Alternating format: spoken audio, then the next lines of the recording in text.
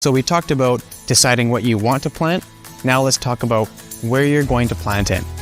If you're trying to plant something in the ground specifically, you're going to want to potentially add some compost or mulch and dig up and till that soil so that it's soft and ready for your plants to grow. If you're planting in something like this or some other bins, you're going to want to use a lighter, less dense potting soil so that it's not so heavy and dense inside these planters. And if you're working on a raised garden bed, it's good to do a mix of the two, so you have the deep nutrient-rich soil from the garden, but a bit of the lighter soil from the potting mix. Typically, we would recommend about a 50-50 mix between the two for a raised garden bed.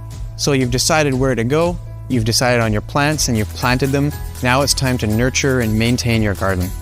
One of the most important things for your plants to thrive is water. Make sure that you're watering your plants frequently enough that they're not drying up, but not overwatering them. That might cause root rot. Each plant is a little bit different, so talk to your local nursery to get the exact specifications for the plant that you want to see thrive in your garden.